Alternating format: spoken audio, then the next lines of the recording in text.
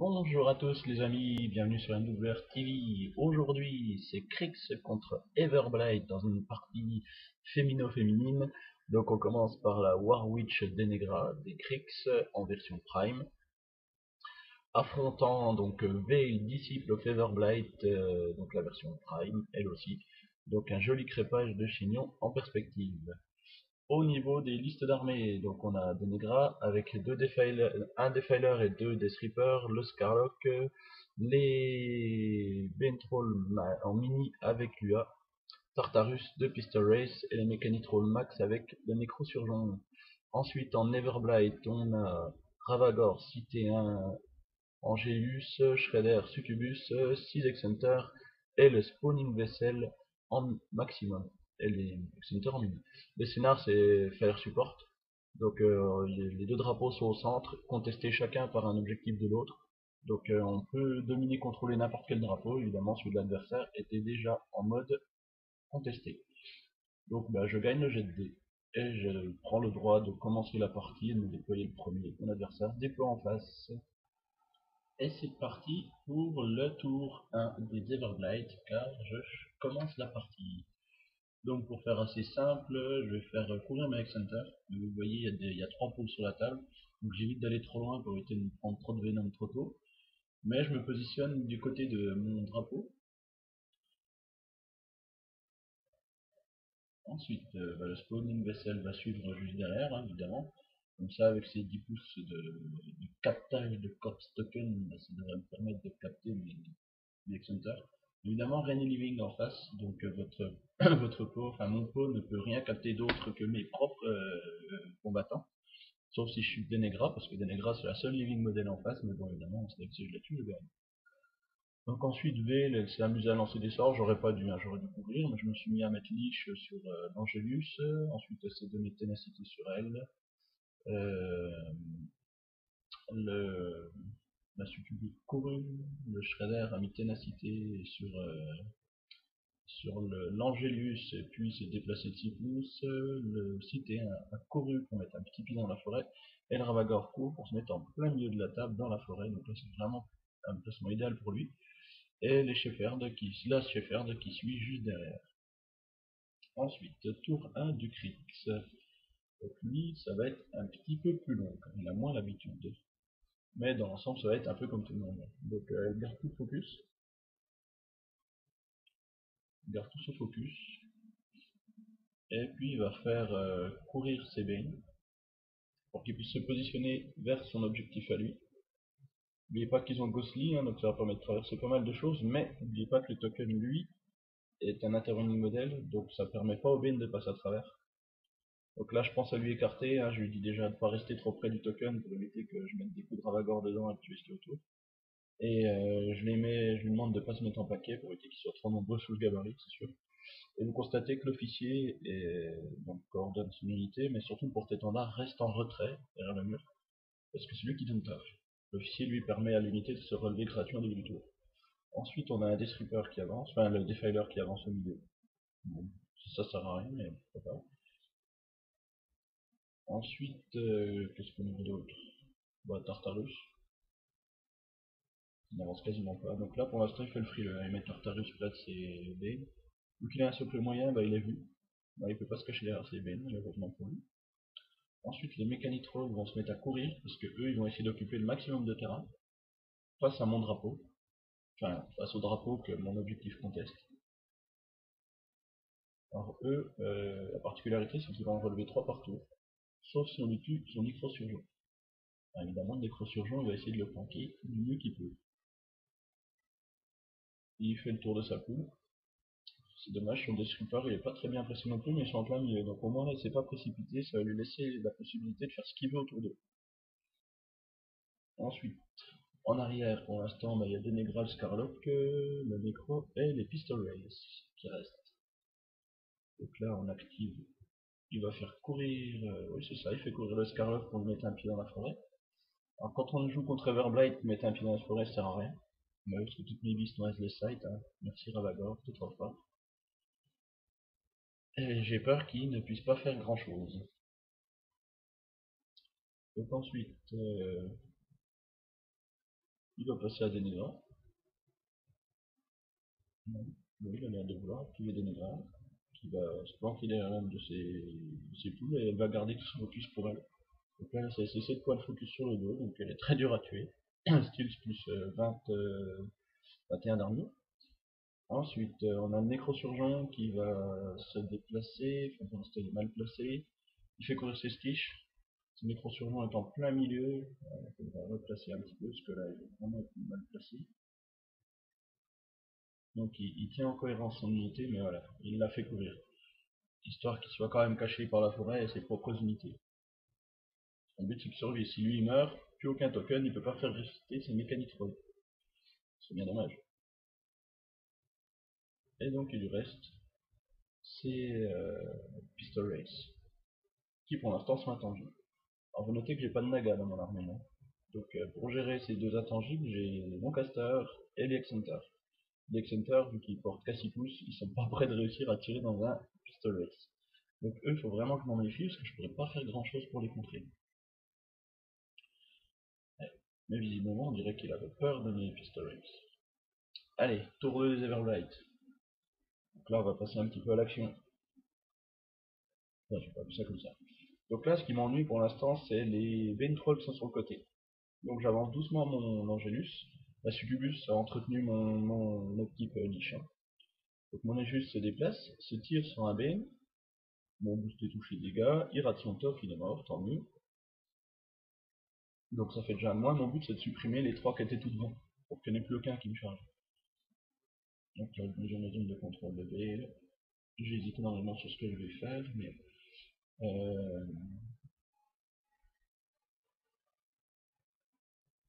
Veil se déplace vers son Angelus.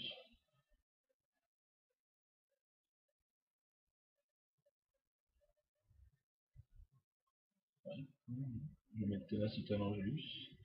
Je lance, oui, je tire pour faire la touche auto à l'Angelus, comme ça avec bien l'Arc Mode, ça me permet de lancer mon Arfrost depuis l'Angelus sur le Bane Troll de devant. Donc bah, je le rends stationnaire parce que je fais être critique, mais je le tue parce qu'il rate son top de toute façon. Donc tant mieux pour moi. Et après, bah, je vais distribuer un petit peu de ténacité parce qu'on va quand même pas tout garder pour soi. Hein. Et je garde 3 points de furie normalement. Ensuite, grosse hésitation dans quel ordre je vais jouer. Les mécanicaux sont assez loin, donc le Ravagor va tout booster, va utiliser son animus pour pouvoir foutre le feu à ce qu'il touche, bon vu que je fais hit, y a pas de souci. Je vais tuer le Bane, mais il va réussir son tof, donc pour l'instant il a 1 sur 3, c'est la stat, mais il a le feu. Donc quand il a le feu, vu qu'il est qu'armure 15, le prochain tour, sur un 4+, il est mort. Enfin, je fais aussi mon 3+, à garder le feu, évidemment. Ensuite, le petit chien, bah, il va mettre ténacité. Il se met ténacité sur lui-même et il se place devant Veil, juste pour couper les lignes de charge avec le bon droit. C'est peu probable. La Succubus qui reste à portée de Veil, qui lui donne ténacité. Ça me fait un petit bloc assez loin et qui peut maîtriser le Bentral de loin. Ensuite, j'ai mon pot qui va s'approcher au mieux de ce qu'il peut des X-Hunters, parce qu'il faut savoir que mes X-Hunters gênent un petit peu le chemin. Et ensuite, ils vont s'exciter les uns les autres, parce que comme je disais au début, vu que je peux récupérer des corpse tokens que sur les living modèles, donc mes 6 X-Hunters, bah, je commence par essayer d'avoir un chien rapidement, et tuer mes propres soldats, c'est-à-dire ils vont s'entretuer. Donc je les ai placés de telle sorte à ce qu'au tour précédent, ils ne se voyaient pas tous pour que je des bonus de plus 2 pour toucher dans le dos les uns les autres. Alors, évidemment, je commence par faire taper sur le devant, et ainsi de suite. Du coup, je vais réussir à faire mes 3 morts, parce qu'il fallait que je fasse du 5 pour arriver à 13, il fallait que je fasse 8, mais vu que je tape dans le dos, je vais faire des 6. Je suis pas de double 1 pour tuer. Je décide de faire pop un Harrier. Alors, en général, le Harrier me sert pour aller tuer tous les solos. Et vu qu'il touche auto sur son, grâce à son animus, et puis qu'il charge à 10 pouces, et voilà, avec As Side, bah, il va charger tout 3, il va chercher le Scarlock. C'est pratique, il le touche auto, sa première attaque, c'est l'animus. Il a chargé, donc 3 de au dégâts, avec le 10, bah voilà. Je tue le Scarlock. Ah oui, il se pavanait un peu trop, fallait qu'il reste vers des nègres, il avait pas besoin de ça. Moi, bah bon, ok, ça m'a coûté rien en fait, puisque je le crée gratos. Ensuite, si t'es avance un petit peu, il se donne deux opportunités. Soit il va aller voir sur la droite pour aller chercher les mécaniques pour le tour d'après, soit il ira voir sur la gauche pour les vélos. Ensuite, les X-Hunters font mon écran, parce que les X-Hunters, c'est des écrans luxe. Et bien sûr, je vérifie que je puisse trouver les contrôles. Allez, on passe au tour 2 du Krix. Et il va commencer à déchaîner les enfers, le petit malin. Donc sur le feu, on va faire notre jet de dés, et le BN, il décède, et il rate son top. Au revoir le BN. Au moins ça laisse une petite zone de poison du Ravagor bien au bon endroit qui va bien enquiquiner les BN. Du coup son propre objectif l'empêche de passer, ce qui est assez pratique pour moi. Donc pour l'instant j'ai fortement l'avantage que je mets une pression sur les objets du milieu. Ces BN sont complètement cloués vers le mur, et les mécaniques pour l'instant n'ont pas vraiment le mouvement de faire grand chose. Et Denagra est fortement loin. Alors j'ai opté pour faire une armée très étendue. Faut le constater, c'est pour, on va dire, pour éviter que son fit m'affecte trop de monde en même temps. Il va être obligé de faire un choix avec Denegra. Fitter d'un côté ou fitter de l'autre, il pourra pas s'amuser à mettre -2 toutes les stats de toute mon armée. Alors ça se défend, après c'est mon point de vue. Évidemment j'ai pu étendre la ligne parce que j'ai des X-Hunter, hein. Si ça avait été que des billes, j'aurais pas pu m'élargir autant. Donc là, il veut essayer de préparer un plan machiavélique pour que CBN puisse venir chercher mon Angelus. Mais là, je lui montre qu'en fonction des lignes de charge, du token, etc., il n'y en a qu'un qui va pouvoir venir jusqu'à moi. Donc CBN sont bien déçus. Ils sont bien déçus. Donc il prépare aussi un plan sur les mécanismes. Vous voyez que les mécanismes au-dessus, ils peuvent fortement envahir le plateau et venir engluer la plupart de mes X-Hunters. Alors oui, en réplique, j'en tuerai plein. Mais si j'arrive pas à me débarrasser du micro-surgeon, il est mort, ça servira à rien. Et lui, il aura gagné beaucoup de place à venir me voir. Son vrai souci, c'est de pouvoir justement venir enquiquiner mon Angelus, parce que j'ai quand même une distance de menace qui est bien plus grande que la sienne, et puis j'ai Lich, et avec ce Lich, je vais pouvoir faire un peu ce qu'il veut. Bon, en même temps, il a quand même une poule de son côté. Il voudrait se tenter éventuellement pour venir faire du killcast. Malheureusement, je lui montre que j'ai 3 points de furie sur le dos, et suffisamment de beasts autour de moi pour pouvoir transférer tout ça, ce qui veut dire que le killcast est improbable. Bon, éventuellement, il aurait pu tenter un crippling rush qui sert à rien. Il aurait pu, il aurait pu.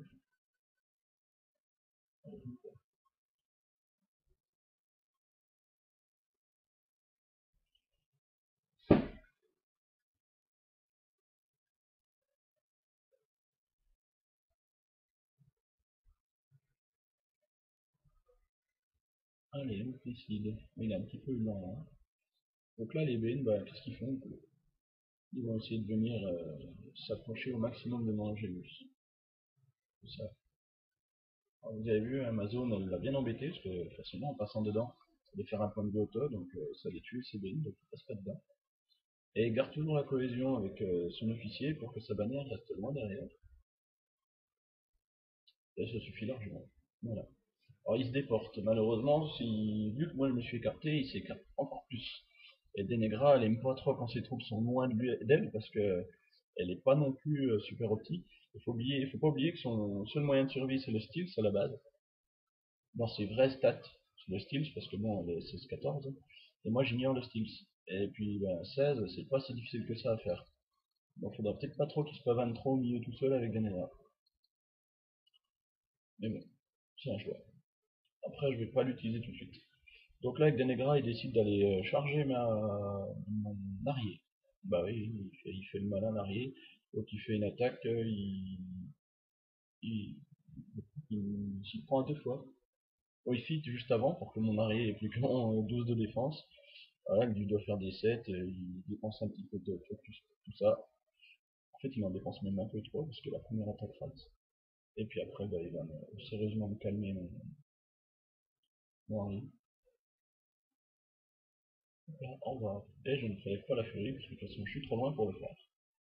Et ça permet de donner un corpse token parce que c'est un living model, donc vu que le nécro est rôle 5 pouces, donc c'est prestige, et il a un corpse token avant même que j'arrive, c'est de la triche. Donc il déclenche son feat, effectivement il avait le fait après, il a fait une petite bêtise là, il a fait le feat après avoir tué l'arrière, c'est pour ça qu'il a dépensé un peu trop de focus, il aurait dû fitter d'abord. Donc là on peut voir qu'il a chopé 30 mes Hunter, ainsi que mon Ravagor et mon Cité 1. Et c'est tout ce qu'il chope avec son feat. Ensuite, la petite poule, le Defiler qui va tenter de souffler sur le Xenter que j'ai devant elle. Sans furie, sans rien. Vu qu'il a 12 de def, il va le toucher et le tuer. Et au cité 1 avec le 9 de def, et il va le rater parce qu'il va sortir son double. Ça évite la corrosion sur le cité 1. Bon, ça change pas grand chose à la corrosion, mais c'est des petits dégâts gratuits. Donc il a fait son Excenter de mort. Ensuite il regarde s'il peut relayer quelque chose.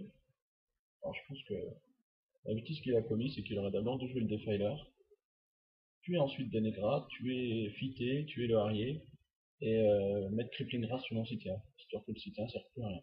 Malheureusement il l'a pas fait. Ensuite les Mécanitrolls vont charger.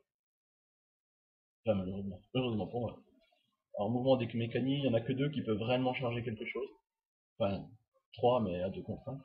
Donc il va opter pour aller sur le token. Commencer à blesser l'objectif. Alors l'objet était dans le fit, hein, donc il a aussi son moins 2 d'armure. Il passe à 16 d'armure. Et les autres vont courir pour venir chercher. Et même 4 qui peuvent taper dans mon objet. 4 qui peuvent taper. Non, trop loin. Voilà. 3 qui pourront taper, un dans chaque Excenter, et puis les autres dans le token. Et il va essayer de se dispatcher et occuper le plus de place possible. Et il fait en sorte qu'ils soient tous dans les 4 pouces du drapeau. Ensuite, les attaques, il va me tuer un Excenter, et l'autre, avec les deux attaques, il le rate. Et après, quand il va s'énerver dans le token, non, il me tue mes deux Excenter. Et après, il va s'énerver dans le token et il va le détruire. Mais non, je fais n'importe quoi. Il le détruit pas, il n'enlève que 7 points de vie. Donc voilà, je viens de perdre 2 Excenter, un token. Le jet de dé que j'ai fait, c'est un test de commandement de mon unité, parce qu'ils en ont perdu la moitié, ils l'ont réussi. Eh oui, moi j'y arrive, les commandements de vie de mon Excenter. Donc voilà, 7 points de vie perdus sur l'objet, ça va, il en reste 8. Bon, après, j'ai tout plein de mécaniques à gérer, hein. Et ça, c'est plutôt pénible. Donc ensuite, sa poule se déporte pour un placement pour le prochain tour. Alors, ensuite, les Stitch et Nécrosurgeon vont courir.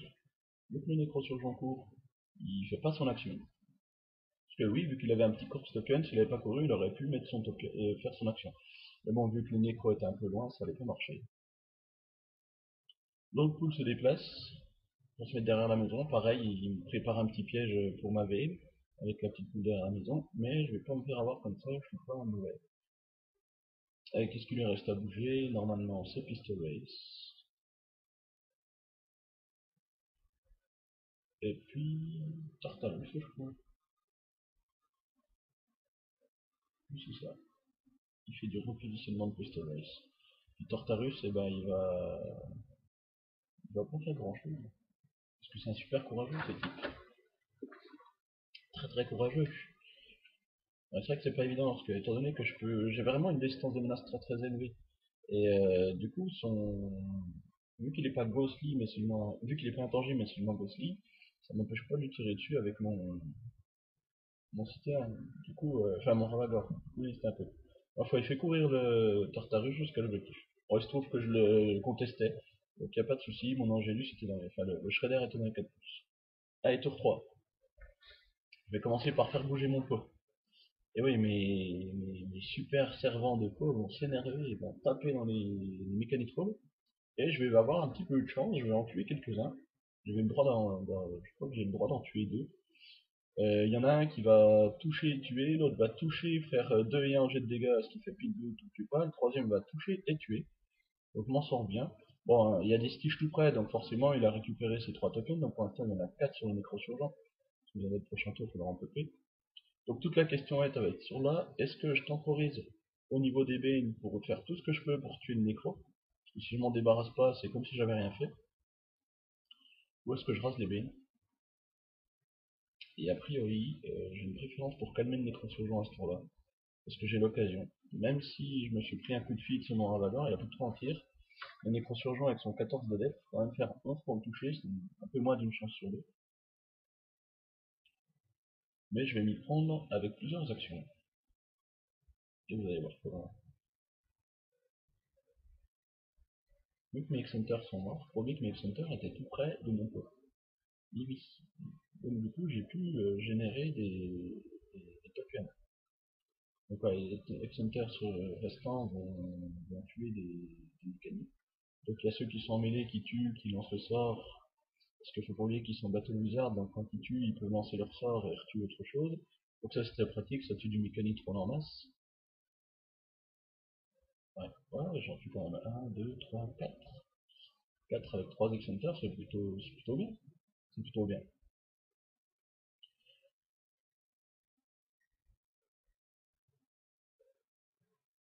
Ouais, c'est ça.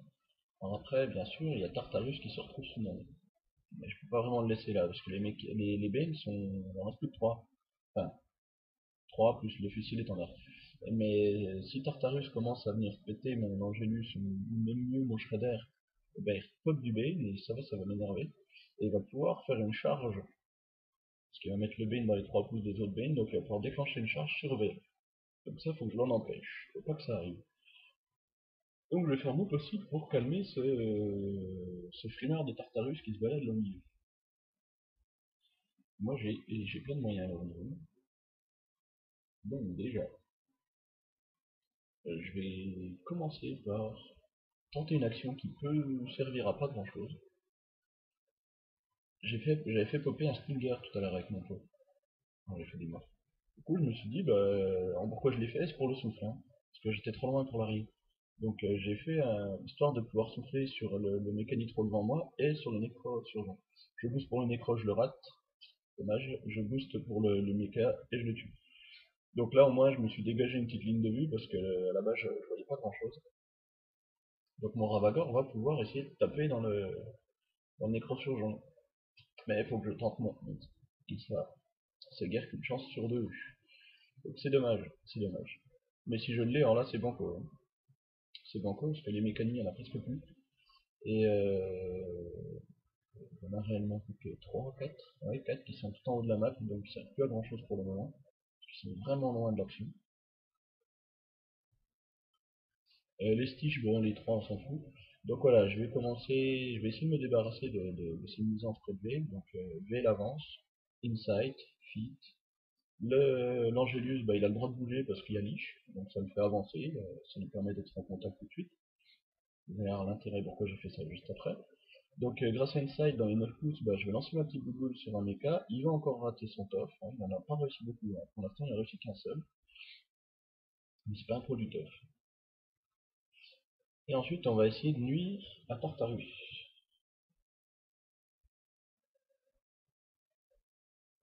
Juste avant, ouais, je vais mettre du ténacité un peu partout. C'est le Shredder qui va normalement devoir s'occuper de Tartarus. C'était un peu mon plan, c'est-à-dire avec Rabid, j'ai fait quand même 2 attaques potentielles dans Tartarus, c'est pas négligeable. C'est pas négligeable. Donc je pourrais m'en débarrasser, puis l'Angelus faire le reste du taf pour s'occuper de tout ce qui reste en main. Donc Rabid, plus une side, donc normalement Tartarus il devrait y passer. Et je dis bien normalement, parce que les jets de dés n'ont pas été d'accord. La première attaque avec le trèfle de def, et moi je vais faire 6 à 3D, je rate. Ma deuxième attaque, elle touche. Cette fois-ci, la 17 d'armure, j'avais 12 de dégâts, j'étais à -5, je fais 3 points de vie à 3D. Donc j'ai pas réussi à faire un 6+, j'ai pas réussi à réussir à 8+, je suis content. Et souvenez-vous que mon Ravagor doit tenter un 11+, pour aller tuer le Necrotech, hein, le Necrosurgeon qui est là-haut. Donc là, vu comme c'est parti sur le jet de dés, j'espère que celui-là, moi je vais le réussir.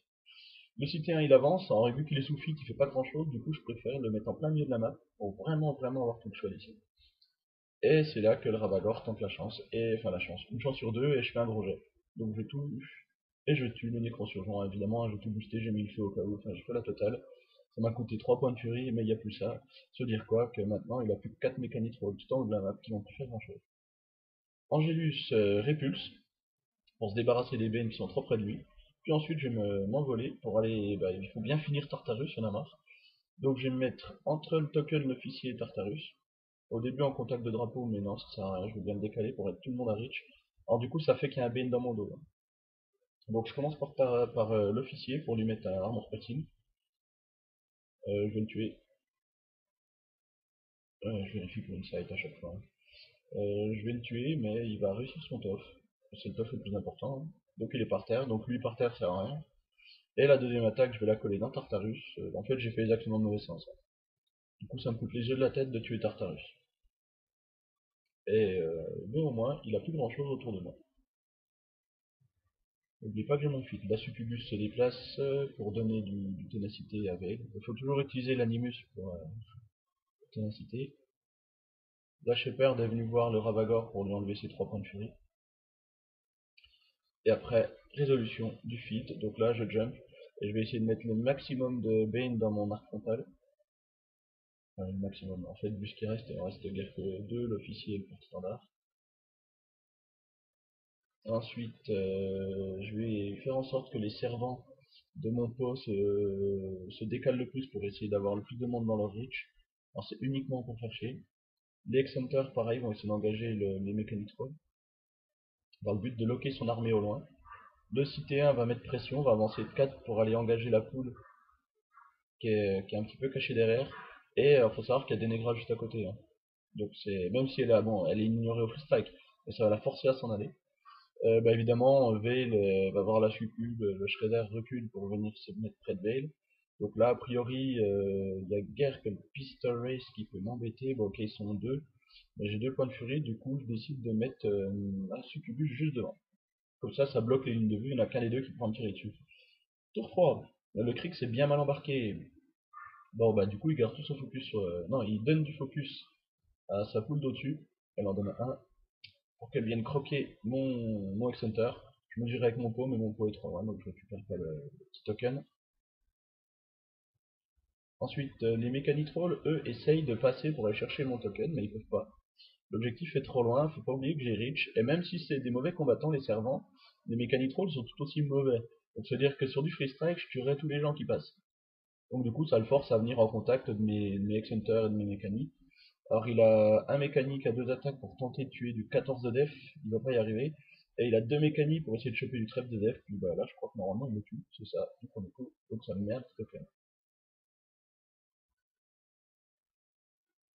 Donc, c'est pas formidable tout ça, c'est pas formidable. Mais bon, c'est un début. Là vous notez quand même qu'il me reste Ravagor cité Angelus, hein, j'ai pour ainsi dire rien perdu.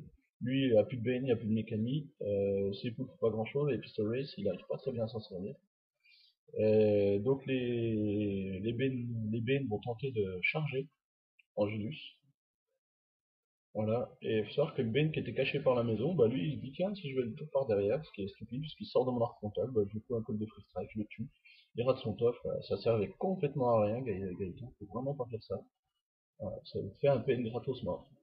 Donc faut savoir que j'ai quand même mon 15 de def avec ténacité là au milieu, ils ont une mauvaise note, hein, ils ont 6, donc faut sortir des 9, et l'officier lui il a 7, donc faut sortir du 8, il va quand même me faire une touche, ouais, faut pas déconner, hein. Il fait son 5 points de vie, c'est minable. Voilà, c'est... Bon après il a pas spécialement eu des gros jets, hein, mais il devait tout le temps tenter des 7 plus ou des 9 plus durant la partie. Il a jamais eu de jet facile. Denegra s'est très vite retrouvé dans un monde compliqué. Et vu qu'il y a eu des mêlées, de la mêlée un peu partout, le plus 4 de def contre la magie, c'est très pratique. Donc, les Pistol Race, ils peuvent tenter le Ravagor. Mais ça sert à rien, parce que le Ravagor renonce à son mouvement, il tirera tout court, donc ça sert à rien de faire les Pistol Race dedans. Le cité 1 est en mêlée avec la poule, donc du coup c'est très difficile dans le cité 1, parce qu'il se retrouve à 16 de def, où il y a ténacité aussi, enfin 12 et puis il met moins 4.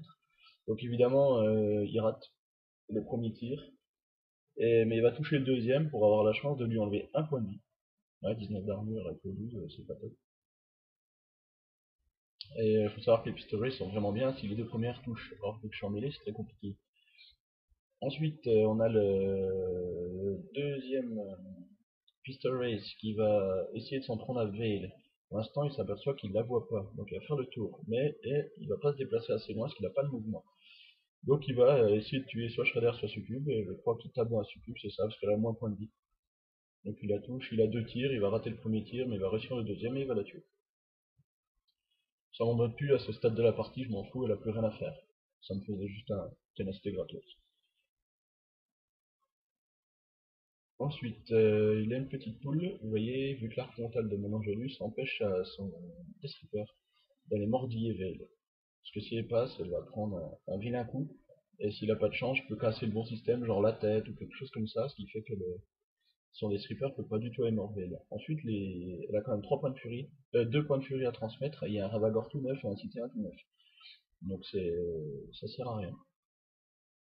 Du coup, il se ravise, et il va faire en sorte que 2000 grâce s'en va. Et elle va tenter, je crois, Crippling Grasp sur Angelus. Bon, on a du mal à mesurer, mais parce que il y a un petit token, mais on s'aperçoit que, on va dire au millimètre près, il y est. Donc il y arrive. Il est bon.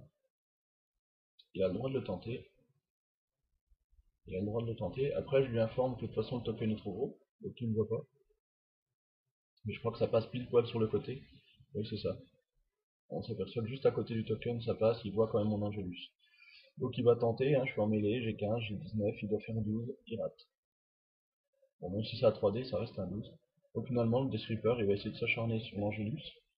Et elle va faire ses deux attaques, elle va booster la première, puis une deuxième attaque qui va rater tout coup. Donc voilà, 2 points de focus bien utilisés. Donc il aura un tour bien calamiteux.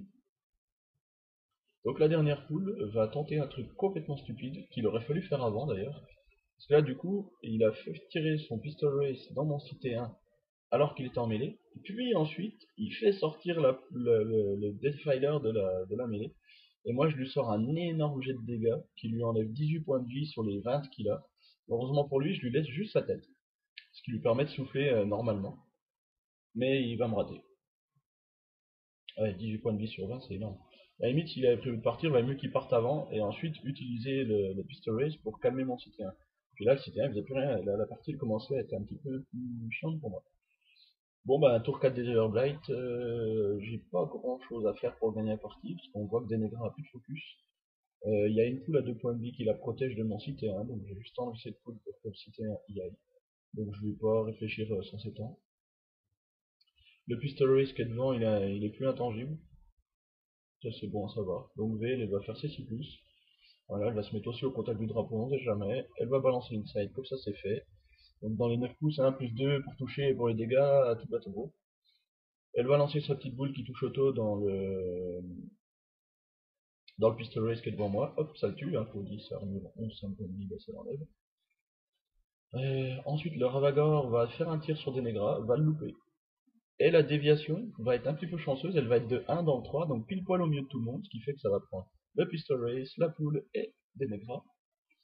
Je booste dans Denegra, je lui fais un énorme jet de dégâts, je lui fais 13 points de vie. 13 points de vie d'un coup, ça va, sur les 15 qu'elle a.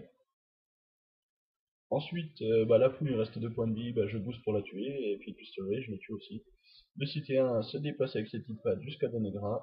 Première attaque touche, non, elle tape dans le poteau d'abord. Deuxième attaque touche, détruit le token, et vu que ça me fait une attaque gratos, dans Denegra. Et c'est la fin de la partie, je tue Denegra comme ça. Et voilà, donc victoire au Killcaster. Alors, mon adversaire, c'est un petit peu trop étendu sur la table, il a pris beaucoup trop de place, et en fait il a essayé de me suivre. Ce qui m'a permis d'avoir à gérer les éléments que les uns après les autres. J'ai pas eu besoin de me poser trop de questions sur le rouleau compresseur qu'il a pu être. Après, Denegra, ils sont très peu servis, c'est-à-dire que pas de Crippling Grass, pas de Parasite, pas de Venom, il n'y a rien eu du tout, donc il a servi quasiment à rien. Donc moi, j'ai eu juste à couper les têtes, les petits morceaux qui dépassaient.